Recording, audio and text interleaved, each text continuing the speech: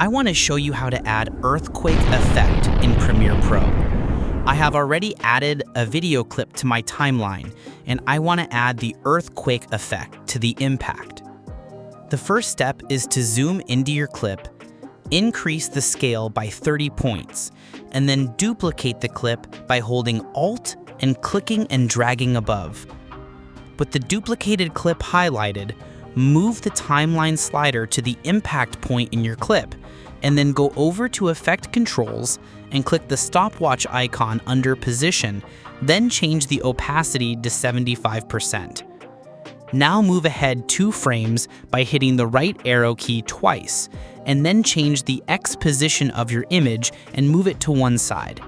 Then move ahead 2 more frames and move the X position to the other side.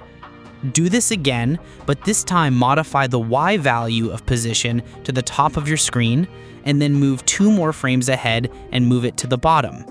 You will now have some keyframes on your timeline.